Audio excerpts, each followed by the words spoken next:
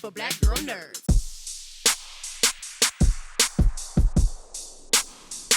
So it's a pleasure to be with you. I really enjoyed you in Cutthroat City. My family is from Louisiana, so I appreciated the bib and the accent, and it sounded very, very, very good. So I'm happy to speak with you. Yes, ditto. It's the thing that really resonated with me about this film is the setting and the aftermath of Katrina and how this film is landing while we're in the middle of a pandemic.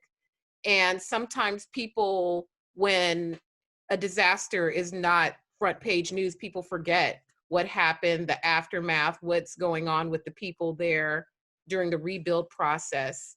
What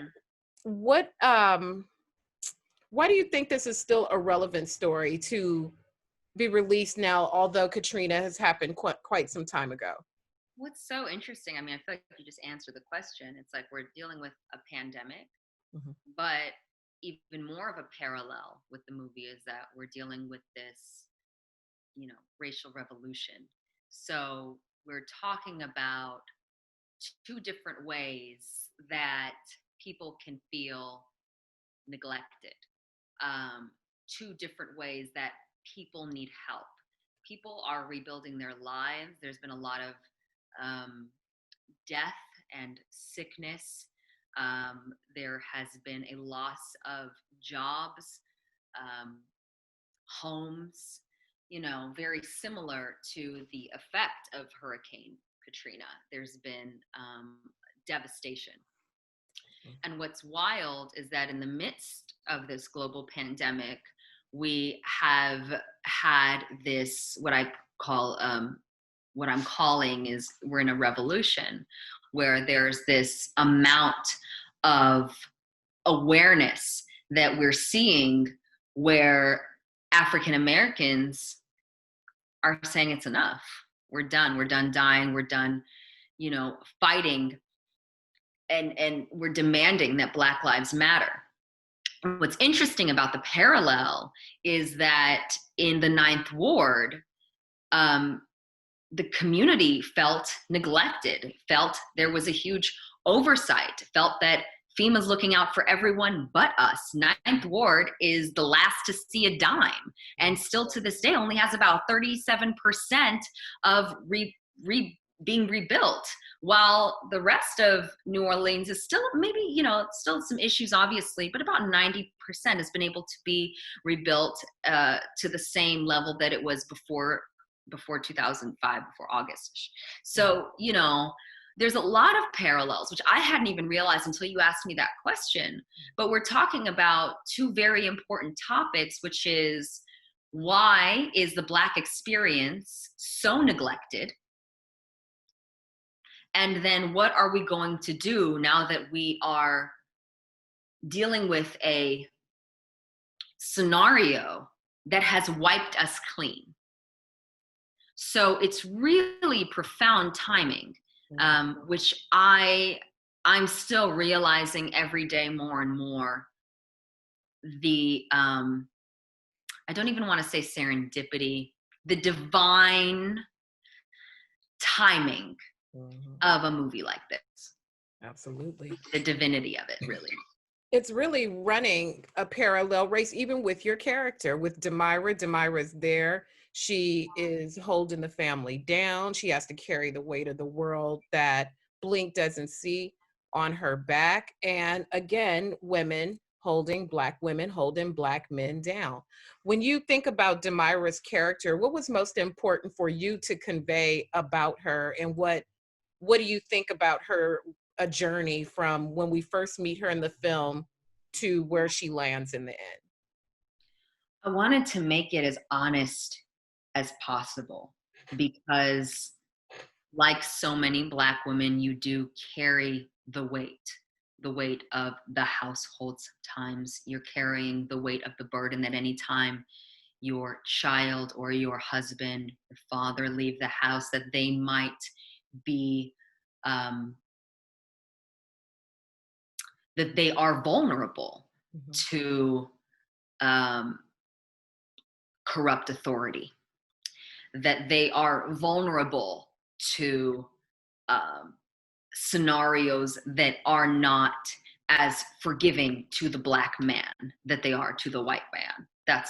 I'll say that. So there's a lot of that in there. I also didn't want to show a weak woman.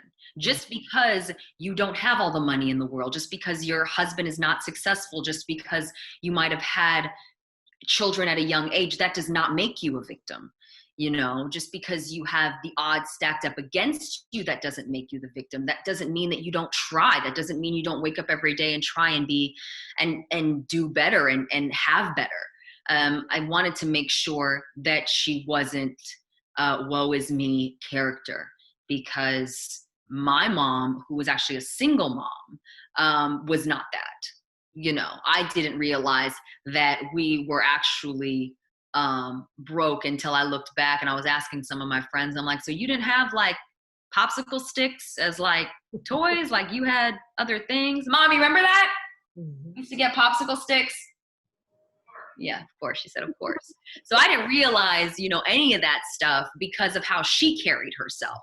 Mhm. So I wanted to make sure that that was instilled in the characters I play, for It was sure. that really resonated with me, that she was that strong character, but it wasn't so, oh God, where's the help going to come? She just got up, she did what she had to do, and helped advance their life as best as she could.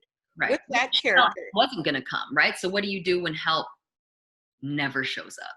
yeah, you can't just sit there and fold, especially when you have a mouth to feed. Right. What I've always appreciated about your career, Kat, you always land into like culture shifting projects. When I look at some of the things from Vampire Diaries to All Eyes on Me, I like the way you select projects that cause a conversation, no matter what they are, whether it's a lighter topic or a heavier topic. Is that by design when you go out to seek out projects, that it must be something that shifts the culture? Yeah, I mean, I hadn't even realized the weight of what my voice would be. I just wanted to do the work as an actor and put my heart and soul into something. But then I realized that I was getting the attention of a lot of young women, and I wanted to be responsible and not make decisions based on money, things that didn't matter, which I had done before because, like I said, we didn't have a lot. So cool, backup dancer, cool, extra, co-star, guest star, what? Come on, I gotta eat, right? And then once I was able to actually have some sort of financial stability, I was able to make decisions that were based on, well, what am I doing to make the world a better place? Am I contributing to a narrative of Black women that is insincere or shallow or lacking integrity? Or am I bringing light and love, awareness, acceptance, tolerance, conversation? So it's by design. I'm still getting projects where I'm like, what does this do for anyone? Forget just even being a Black woman. What does this do? You know, I turned down even one project where I'm just like, the character wasn't even fully developed, but I would look at the other characters that were not Black, that were fully developed. And I'm like, I'm not even gonna, like, no, the days of not having fully fleshed out Black female characters in scripts for me is over. Like, we're not having the conversation. And if you need to give it to a Black female writer, or you need to give it to somebody else to really transform what these characters are, then go and do that. But I feel like if you're a writer or you're a director or you're a producer, don't step to any actor. Like, don't let the little version of me have to do a show or a TV or a film where the character is not fleshed out and have to be the representative to defend poor writing or poor storytelling. Don't put Black girls or Black men in the position to have to defend your lack of awareness. Don't do that. Come to them correct from the beginning, because a lot of actors like me start out with nothing. Don't have a parent, don't have the kind of support, struggle financially, struggle with education, and have all those issues, but then they're just excited to work. And I think, and I'm working with The Black Lives Matter group, we just sent out a really great letter. It was through Kendrick Sampson, you know, with a demand. Like 300 of us came together with this incredible letter that really identified the systematic problems within Hollywood and how to address them. We have literally just a plan. Just follow the plan and we'll be in a better space moving forward. But I do think that coming to characters, especially women are oftentimes not given thorough, defined, intricate storylines, fleshed out characters. So that would be my advice. Don't come to me with no BS. That's fast. I mean, I never even considered that. Like, we know the need to having Black voices in the writer's room and behind the scripts when developing Black characters, but just to hear your experience, it's almost like, hey, okay, Black female, okay, Kat, come in, can you fill in these blanks for us?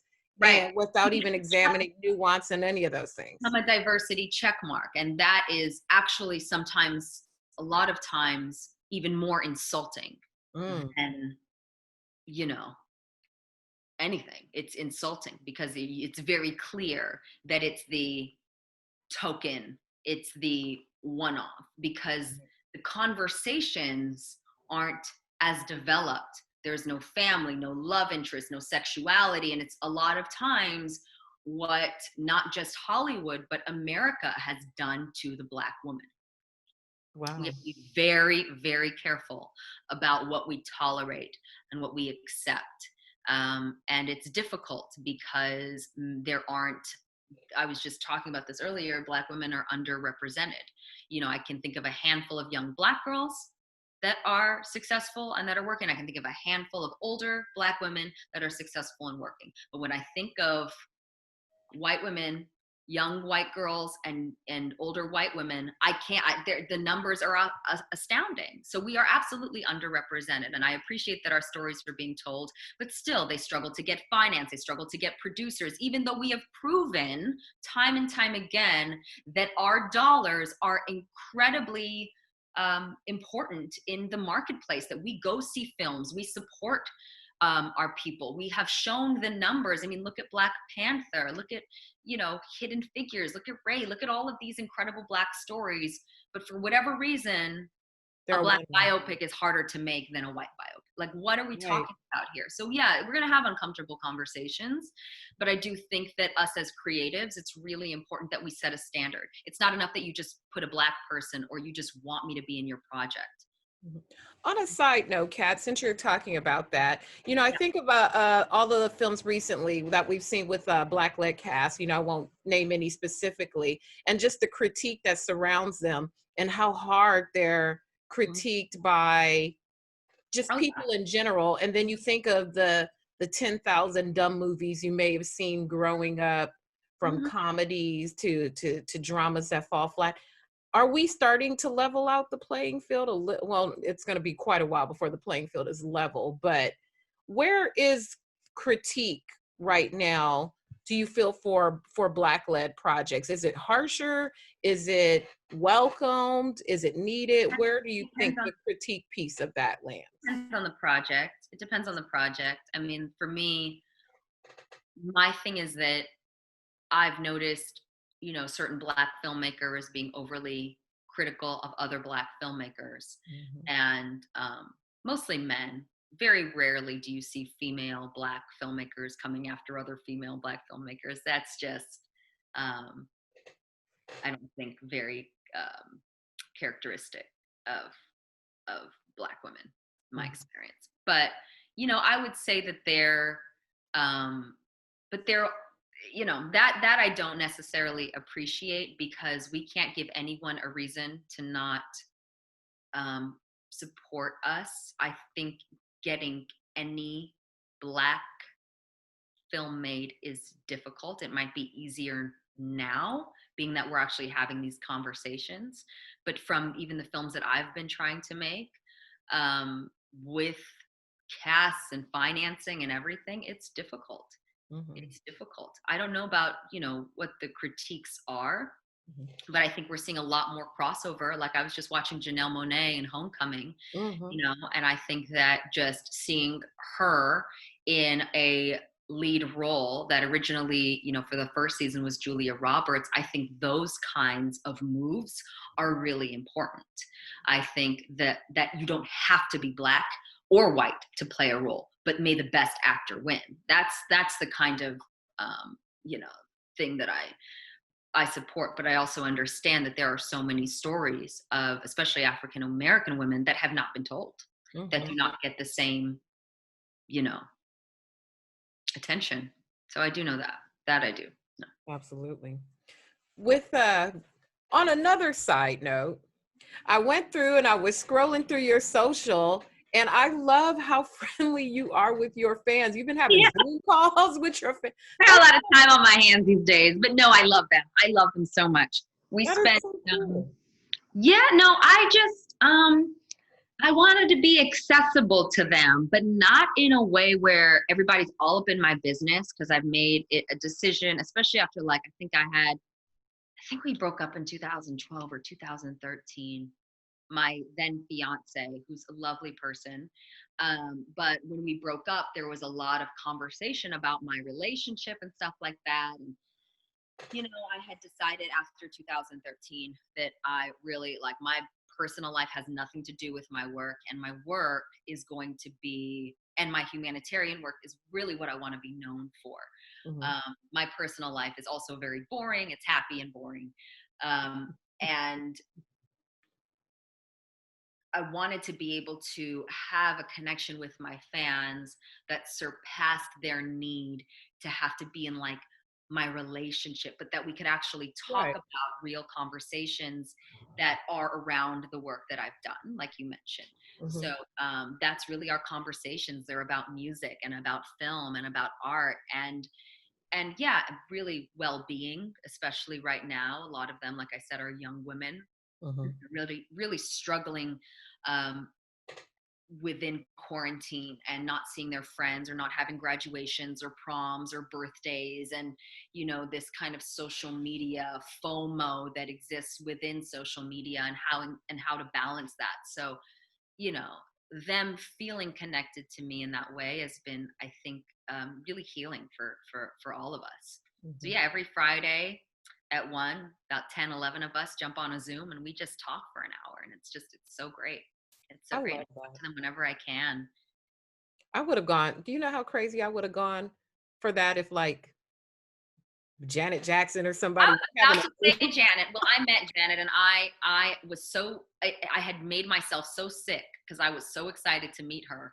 I literally got sick in the bathroom like 3 times before I Oh. met her, and then somebody told me it was her birthday. I didn't know what day it was, what time it was. I wished her happy birthday. She said it wasn't her birthday, and that was like my big conversation with her. So yes, I don't know what I would have done. I'm not even great meeting like my idols now. Like, I'm not even good at it now. I don't think I can meet any more of my idols. I think I'm It's a lot. It's a lot. It's like, where do you begin? I felt the same way about Angela Bassett. I had to interview I the Angela same thing with Bassett, Angela Bassett. and I almost passed out. And I'm like, And oh she's my so God, warm, and she's so kind, it and really just is. incredible. Viola, just fiercely strong. Just like her films, you feel it, but when you're with her and she looks in your eyes, just like a powerful woman. So yeah, Mhm. there's some seriously amazing women out there. I love that. There is such, back to Cutthroat City now. There is such, the cast is incredible. Yeah. I chatted with the RZA a couple weeks ago about the film. There's you, there's Shamik, there's Tia, there's Wesley, there's Terrence. There's like, let's just get all the Black Star Power and put them all in one film. Yeah. Did you, when you stepped into like that first day of filming, or just a table read, or however the opening process was for all of you, did you even know all of these people were dotting the cast? And who were you most surprised to see pop up? Like, what are you doing? I guess Wesley or Ethan Hawke. Mm, Ti, I think I knew was involved. For mhm, me, it was all about RZA because mhm, I'd seen his work before. He's a different kind of animal. He's Yeah. just, he's like a ninja. He's like a guru. He's like a monk, but in the coolest way. He's just cool and brilliant. He's a total artist. And I knew that whatever he did, even if it was a bunch of actors that you had never heard of, I knew it would be incredible. So he was really it for me. Shamik and I got along immediately, and we're still good friends. Demetrius I knew from All Eyes on Me, so that's like one of my besties. Yeah, no, and I think I was just blown away when I got to meet or have a scene with Wesley Snipes. I was like, is he gonna be cool, or is he gonna be one of those like, well, I'm a legend, so I don't really need to be cool? One of the coolest people I'd ever met. He was just like almost like unassuming, completely humble, like the most humble actor I think I've ever worked with. Incredibly humble. I love it. You know, they had to have a stellar court to surround a queen because you're holding us down. I liked even that you're wearing white today. It's just so pristine. Oh, thank you. I want to look right for you, and you you. know, wanted to represent. Well, you definitely all do that. Lastly, what would you say you're most proud of this performance? When you look at the film in its entirety, what are you most proud of?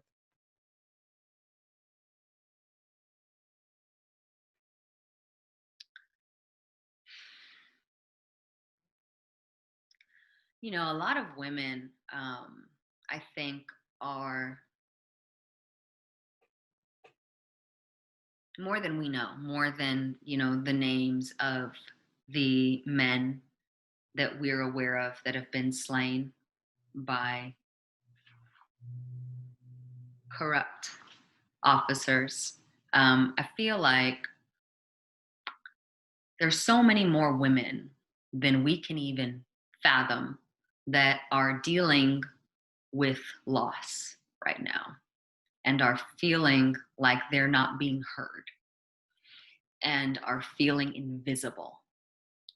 And I really feel, and I didn't realize it necessarily, and this is really the prolificness of Riza, but I feel that me playing this character in an interesting way sees those women. And that I'm most proud of, is that I played a character that is oftentimes, mostly in her life, invisible. And I hope that through this performance that they feel seen. You know what I mean? That I devote this to the mothers and the sisters and the girlfriends, the wives, and mostly the mothers, I think, that have had to lose their loved ones to everything that's happening right now. And I hope they feel seen. So if I did that, I'm good. I love all these amazing actors, and obviously a dream come true to work with them, but I would do any project to feel like I had represented a woman like I did. So. All right. Thank you, Miss Graham. A pleasure as always. You're wonderful and beautiful and talented, and I really, really love this movie. And I love you, and I'm happy to see where your career goes. You're gonna get in that chat and you're gonna tell me what hair product you were using. Okay. I'll email Summerlin, and she'll email, and it'll get to you. I'm gonna run them down for you. Summerlin, I'm counting on you, because these curls that she's got going on, I need them. You know we'll get it today. We'll get it. You know what the real key is? I don't, come on now. I should be ashamed. I don't use bonnets. What I do is, when I want good curls the day before, I wash my hair the day before, I put the product in, and then I put it up in a pineapple the night before. That way it dries overnight. And the next day I get more length instead of more volume. You use a silk pillowcase? Instead of a bonnet.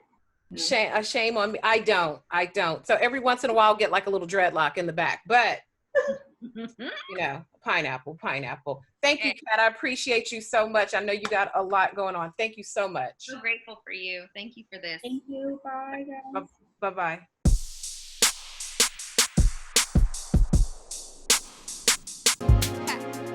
Better shake your booties for black girl nerves.